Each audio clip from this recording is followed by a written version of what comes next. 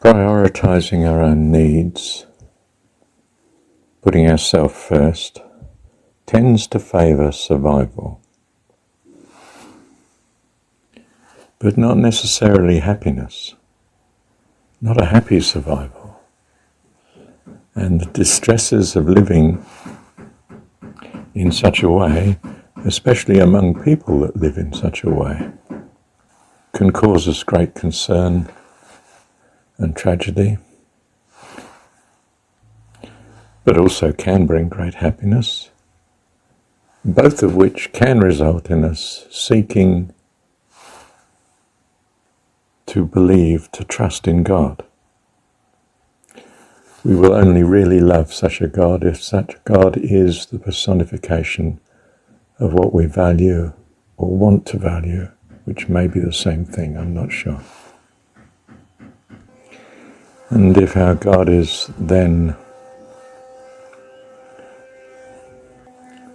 a God of loving kindness,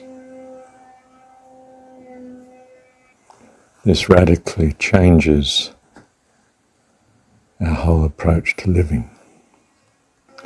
What we took as loving before might now be seen as selfish desire to own and control and to consume.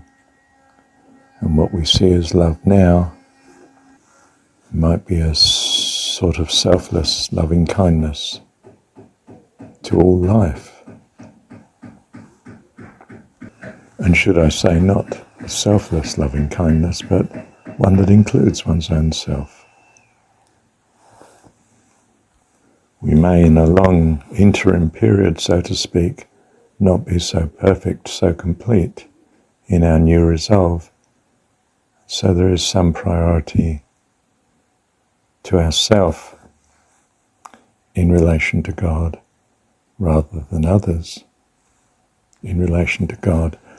But when it comes to someone who's rescued us from dire need, what in the Good Samaritan story is the Good Samaritan who rescues someone from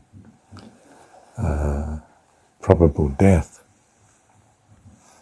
then we are called upon to love that person as ourselves, even if we are in this interim stage. Even so, we have shifted from that situation of hoping that our all will be happily met by union with some other person that we, quotes, fall in love with and falls in love with us, to a situation where our all is met by the fellowship with a God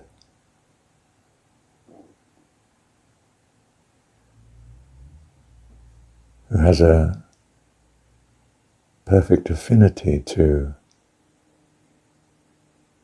our true self, our true needs, our true person to be.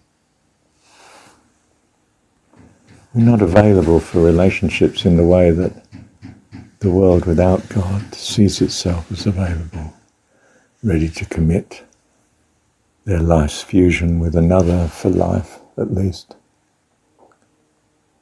and so forth.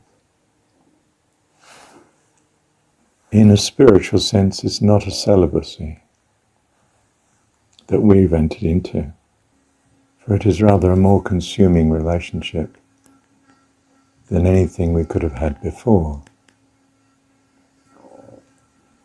In some sense, you see, this person, God, that we're now in relationship with is utterly reliable, of perfect integrity, of pure form, if you like, in all that we understand to be of value and good. This is our God and our partner for eternity, always was and always will be. How are we to relate to others then? Well, it's futile to expect to evangelize the whole world into the same relationship. For they're in the world precisely because they don't want such relationship. There will be exceptions and, well, there are wonderful moments when you meet such. Your relationship to them is or becomes as one child in God's family to another child in God's family, both of which know they are in God's family. The rest of the world does not know, does not hold this to be true, does not believe such. They are therefore in a different relationship to you from their perspective. You can only hold yours and they only hold theirs. Unless, through life's experience, they choose to shift ground. Choose to believe, if you like, as you do. And in essentially what you do believe too. Till then they have the necessary privilege of pursuing what they believe.